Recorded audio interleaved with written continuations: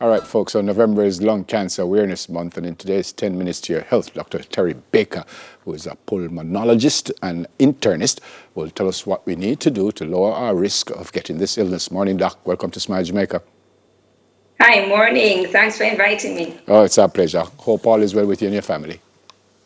So far, yes. Thank you. I usually ask what is this and what is that, but today I'll start by saying what causes lung cancer outside of smoking. I know smoking would cause it. Anything else? Yes, and this is what Lung Cancer Awareness Month is all about. Far too often, we see where persons who have been diagnosed with lung cancer are stigmatized because it is believed that, well, they are smokers or they used to smoke, and therefore, if they have lung cancer, it is entirely their fault. And this attitude we see not just with caregivers, with the public, unfortunately, sometimes with health professionals. But it is to underscore that not only is cigarette smoking or tobacco smoking the number one cause, we recognize that, but there are other causes attributable to lung cancer. There is genetic causes that are linked. There is pollutants within the air, whether it be exhaust from diesel fuels. There are certain occupations that persons at risk. There's an exposure to things such as silica, which may be in some buildings, asbestos as well, and the use of indoor biogas fuels. So some persons use animal dung in some countries for fuel, or the burning of coal or wood fires in rooms that are poorly ventilated. So the causes are myriad. We do recognize that cigarette smoking or tobacco smoking is the number one cause in 80-90% of persons who are diagnosed with lung cancer, but not just direct cigarette smoking, but also secondhand cigarette smoking or secondhand exposure to tobacco smoke. So this month is a month that we would like to bring awareness of persons to lung cancer and to underscore that it is not only persons who smoke, but persons who have been exposed to secondhand smoke. And even if the person previously used to smoke, that is no need to stigmatize. We really need to reach out and help persons to step forward to get treatment. Yeah, when you talk about the other things that could cause it, like the asbestos, you would have to be around stuff like that for a while, or I'm in there for a week and little asbestos is there and I'm in trouble right away, or no? Oh, no. So for lung cancer, even with smoking, we know that the duration of exposure and the frequency of exposure, and in some instances, the proximity of the exposure will impact the risk of developing lung cancer. Mm-hmm. So someone who has been exposed to asbestos for a very short time, a day, a week, a month, is less likely, very unlikely, to develop lung cancer. Mm-hmm. But we also look at what we call a multi-hit analysis, where it is not necessarily only one factor that puts the person at risk, but it may be a number of factors that contribute to the development of lung cancer. Yep. So you may have someone who may be exposed within their environment to certain toxins, on top of which there may be a genetic propensity to developing the cancer.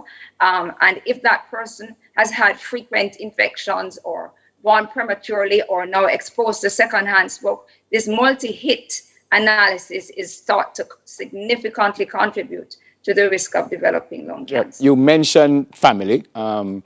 What if the members of the family had, say, breast cancer, or somebody had another kind of cancer? Would that still put me at risk of having lung cancer or of just getting cancer? So we know that some cancers are genetically linked, and there are tons of research work going on out there and in progress looking at the linkage between cancers. Mm-hmm. You have some cancers, say for example, breast cancer, that is definitely genetically linked, and the risk is increased if there's a relative, particularly a first degree relative with cancer.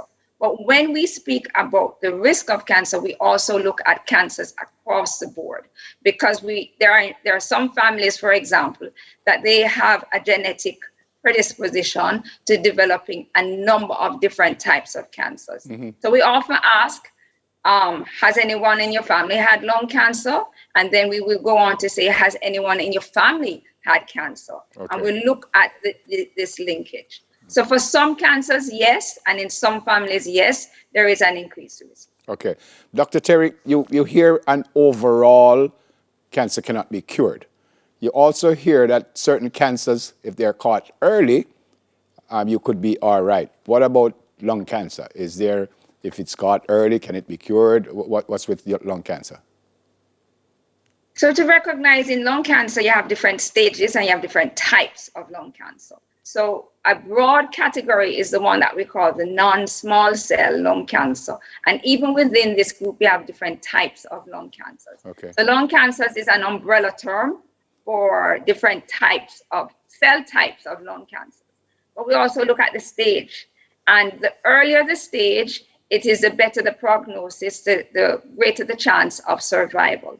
Unfortunately, here in Jamaica and many other countries, lung cancer is often diagnosed in the latter stages. And this is why we want to really highlight the need for the risk or the development of it to be heightened and for persons to seek care.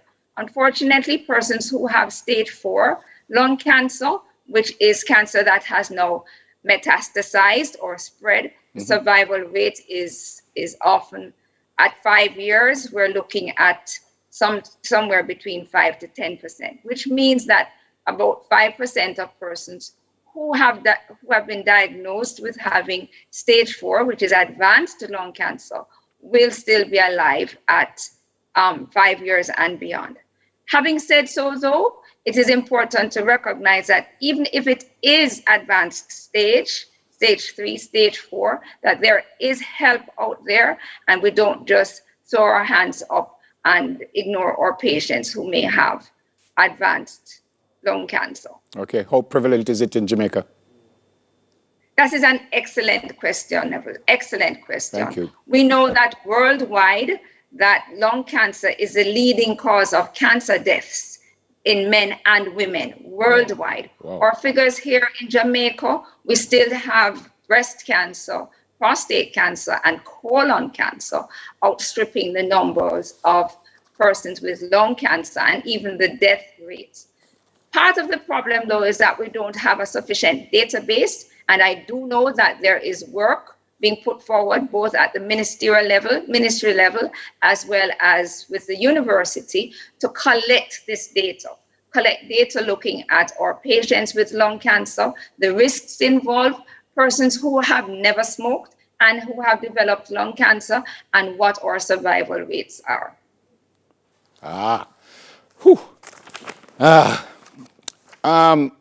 I think you said, and I'm sure you'll correct me if you didn't say it, but I think you said sometimes you don't find out about it until late. If there are symptoms, what would they be?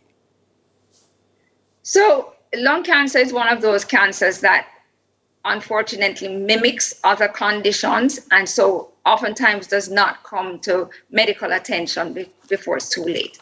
The other thing too is, I mentioned the stigma associated with lung cancer. There's also self-stigmatization, meaning that the person who is now feeling ill, and sometimes they suspect it may be underlying cancer, they don't seek medical attention. And stigmatization on the background of lung cancer is a whole large topic in and of itself.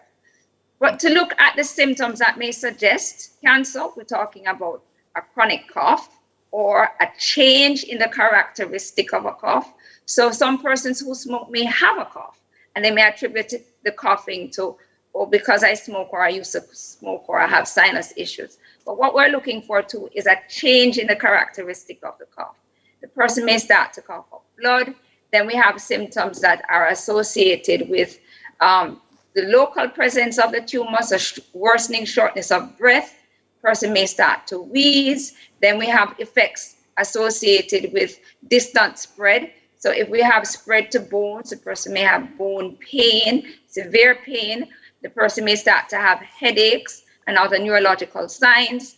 Then we have the loss of appetite, the weight loss. But just to say that in any one person with lung cancer, we're not going to see all of these symptoms presenting. Right. So what we need to really start to do is to screen for lung cancer, or in our patients who are at risk, not just smokers, but our persons who are at risk, we need to start to avidly look or assess the risk of them developing lung cancer. Oh, very well explained, all of that, Dr. Terry. Thank you so much for being with us this morning. Please stay safe, you and your family, and I hope you have a great holiday season. God bless you. Thank you. Same to you. Yeah, man, thanks. Dr. Terry Baker, pulmonologist and internist on lung cancer. Just before I say 10 minutes to your health, we'll do it again next Wednesday. Someone just sent me this, and I can't believe that this is true, but apparently this is coming from Donald Trump. Very sad to hear about the death of Maradona, a great person. Her music was wonderful. I remember listening to her albums in the early 1980s.